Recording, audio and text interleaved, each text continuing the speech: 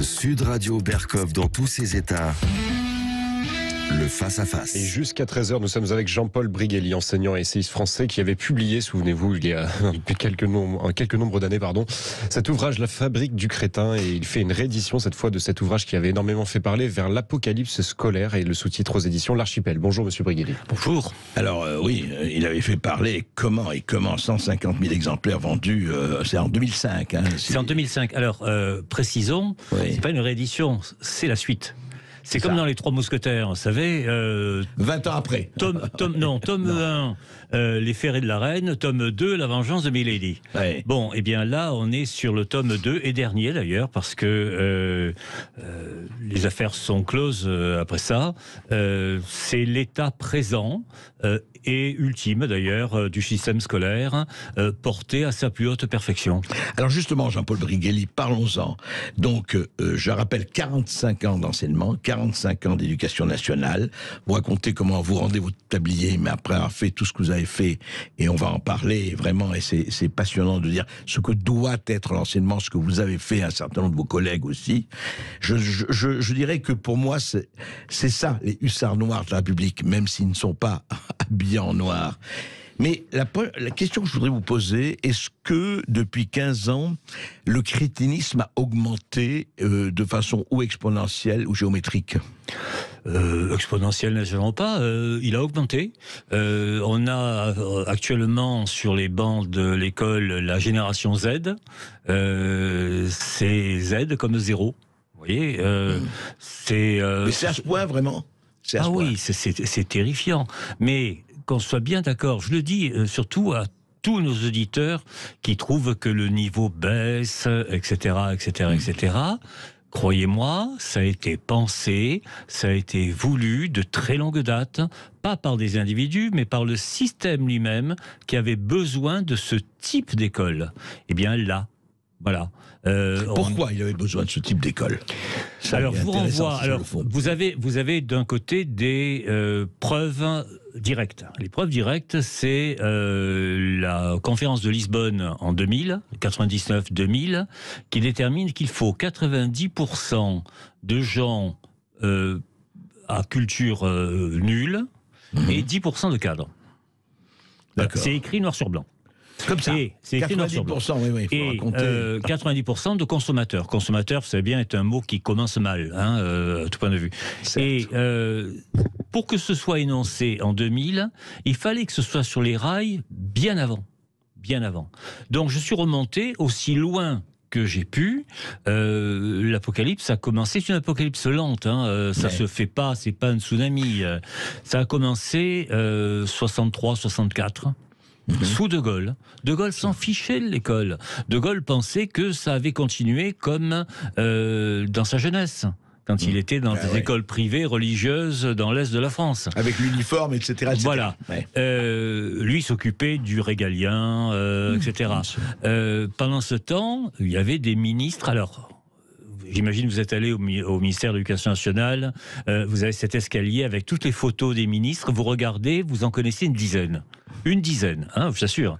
Les autres, vous dites, mais qui c'est ? Bon, ça n'a aucune importance. C'est pas le ministre qui commande, ce sont les bureaux. En l'occurrence... L'administration. L'administration. En l'occurrence, qu'on appelle la DGESCO, la Direction Générale de l'Enseignement Scolaire. D'accord. Et en 63, qui dirigeait la DGESCO ? C'était un certain René Haby. Ça me rappelle, nous viendrons à bout de l'habit. Voilà. René Haby, qui était déjà l'homme lige de Giscard d'Estaing, qui venait d'entrer, ou qui allait entrer dans le gouvernement. Tout ça, c'est le bloc européen qui est dans le dos de De Gaulle. Je dis bien dans le dos de De Gaulle, puisque ce sont eux qui vont le faire basculer lors du référendum de 69. Ce sont des gens qui sont les continuateurs de Jean Monnet. Jean Monnet que De Gaulle traitait d'agent de la CIA, peu chose près. Il y en a d'autres. Bon. Et donc ce sont eux qui organisent ça. Ce sont eux qui organisent ça. Un truc tout simple. René Haby, à l'époque, donc, organise une commission, qui s'appelle la commission Rouchette, pour déterminer quel est le français que l'on doit apprendre à l'école. C'est une question qui semble bizarre quand même. Hein. Vous ou moi, on a appris à l'école une langue qui était au fond une langue littéraire, parce que la langue française, même à l'oral, est une langue éminemment littéraire. Absolument. Bien, ils ont décidé que ce serait la langue orale telle qu'elle se parlait. L'ultime avatar de cette décision, ça a été il y a 3 ou 4 mois, lorsqu'un député En Marche, je ne sais vers où, a dit que l'exemple type de la langue française était Aya Nakamura. Voilà. On en est là. On en est là, c'est-à-dire que ils ont décidé que ça se passerait en structure et pas en diachronie. On apprenait la langue telle qu'elle avait été codifiée au XVIIe siècle par l'Académie française, etc. On est l'une des rares langues qui n'a quasiment pas bougé depuis 4 siècles. Bon, mais si, elle a beaucoup bougé depuis 30 ou 40 ans. Et là, ils se sont dit, allez, soyons basiques, quoi. Soyons basiques, mais pour quelle raison soyons basiques ? Parce que le peuple n'a pas besoin de parler un bon français. On s'en tape. Pour commander des plats chez Uber, il n'a pas besoin de parler français. Pour pédaler chez Uber, il n'a pas besoin non plus de parler français. En revanche, il y en a 10% qui fréquentent les bons établissements. Mettons sur Paris, il y a l'école alsacienne et Stan.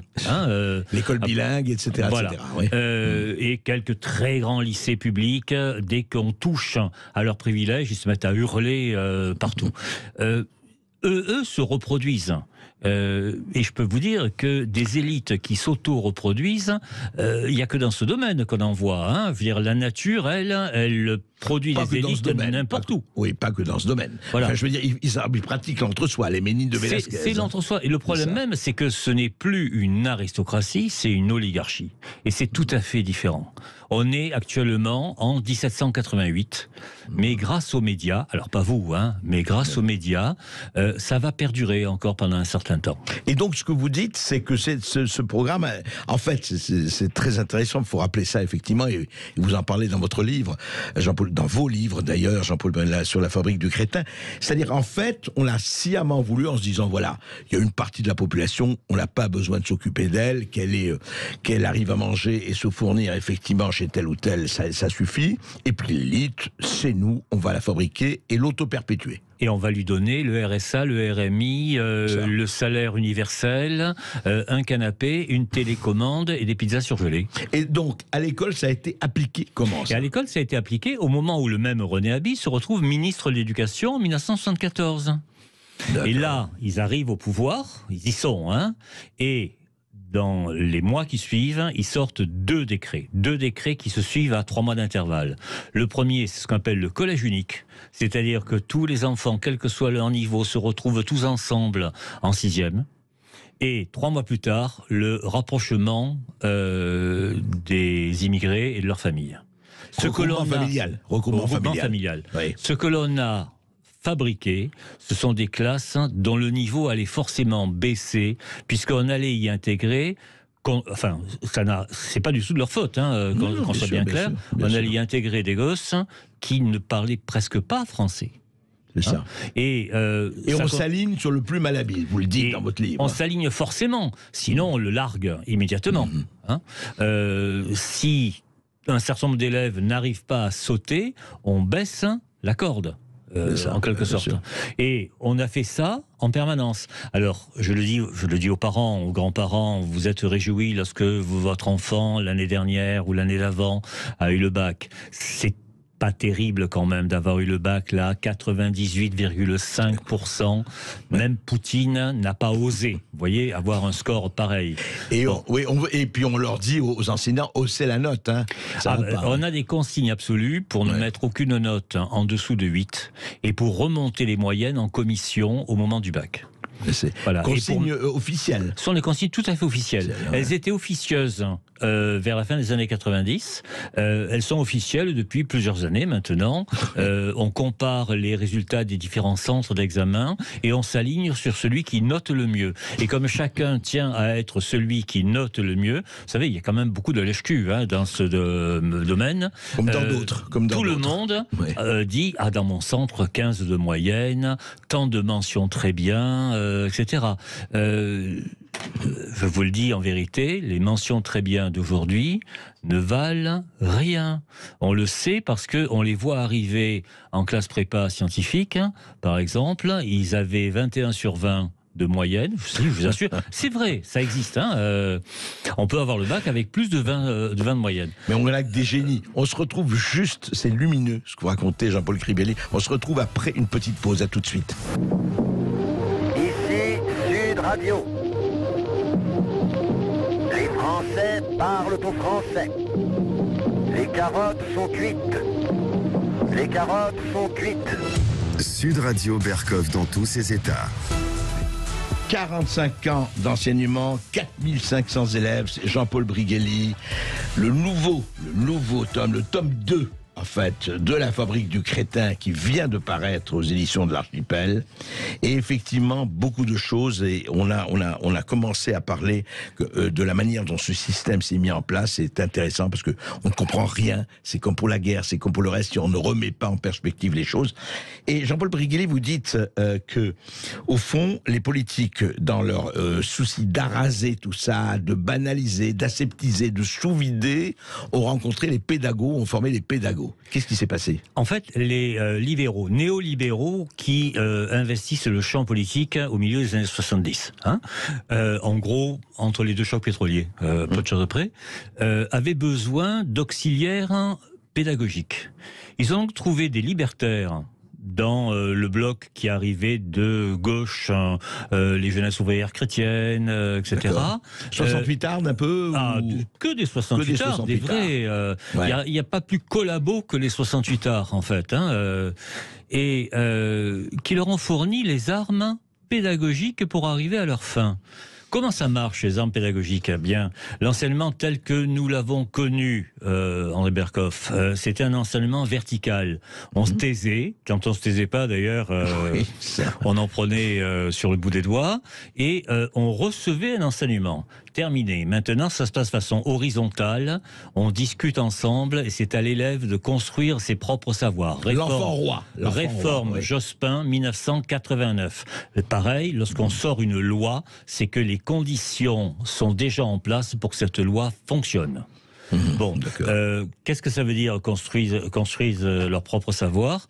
Ils sont alignés sur le modèle de Pascal Blaise. Hein. À 8 ans, il avait retrouvé tout seul les 12 premiers principes d'Euclide, pas moi ni vous d'ailleurs. Hein. Donc ils se sont dit, tous les petits-enfants peuvent faire la même chose. Tous sont Mozart, tous sont des génies. Tous sont Mozart, tous sont des génies. Alors, comme ça marche pas quand même, hein, on a tout descendu, de façon à ce qu'ils soient Mozart de la racaille, en quelque sorte, de façon à ce qu'ils soient des génies par le bas. En même temps, on a modifié les programmes de façon à ce que les parents, salauds de parents, ne puissent plus aider les enfants. Sauf, bien sûr, ceux qui sont dans les bonnes écoles, dont le Figaro vient de dresser la liste il y a 2 jours, là. Et alors là, on est dans l'entre-soi général. D'ailleurs, vous savez très bien qu'on est intelligent à partir du moment où on habite dans un endroit à 13 000 € le mètre carré. Voilà, c'est une règle sociale.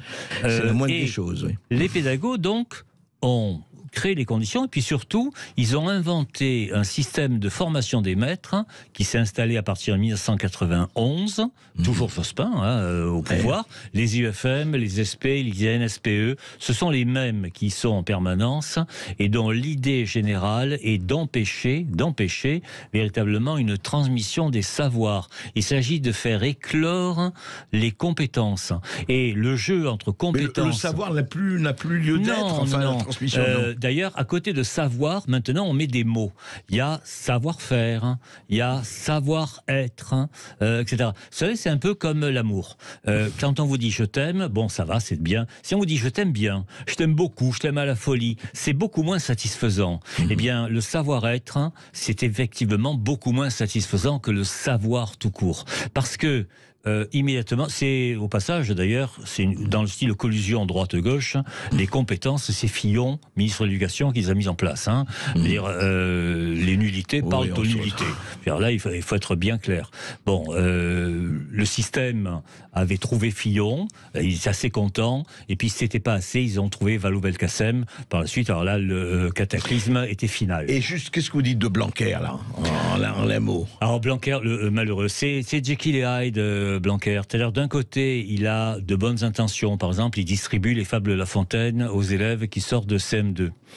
Il dédouble les classes de CP de façon à ce que... Mais il n'arrive pas à imposer, sauf sur Paris, où ça a été expérimenté en grand, une méthode alpha-syllabique pour apprendre à lire et écrire.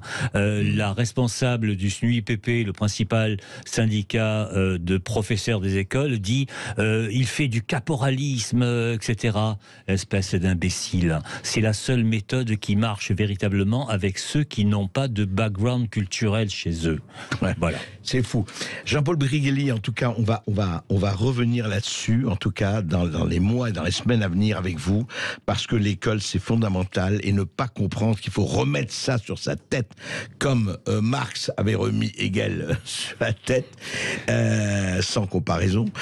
C'est très, très, très important, mais lisez La Fabrique du crétin, qui vient de paraître, parce que l'apocalypse scolaire, elle est déjà là. Et si vous voulez savoir où vont vos enfants, comment ne rien apprendre, ne rien savoir, et comment il faut lutter contre ça, lisez ce livre. Je voudrais vous dire que pendant une semaine, on va avec celui qui fait l'émission avec moi, ceux qui font l'émission avec moi, avec Augustin Moriot, avec Thibaut Sadler. On va prendre une semaine de vacances, on va revenir un peu fort, parce que, comme vous le savez, dans une semaine, il est les présidentielles, suivies par les législatives. Et juste, vous voyez, il y a une eau minérale qui vient de sortir. Regardez, c'est écrit « Voter ». Voter. Pour une fois, écoutez, c'est un mot d'ordre. Je sais que je déteste les mots d'ordre, mais celui-là, il est bien. Car, je vous le répète, je vous ne dirai jamais assez, abstention plus que jamais, piège à con. Je sais à titre personnel, mais je vous le dis. Voilà, et on se retrouve le 4 avril, et il y aura mon ami Jean-Paul David qui va me remplacer brillamment. Philippe David, pourquoi Jean-Paul David? En plus, il n'a pas de cheveux, C'est vrai. Philippe. Donc. Et donc, votre livre, je le rappelle, La Fabrique du crétin vers l'apocalypse scolaire. Et puis, on va passer de la fabrique du crétin à la fabrique des héroïnes de l'histoire avec Marie-Laure Buisson.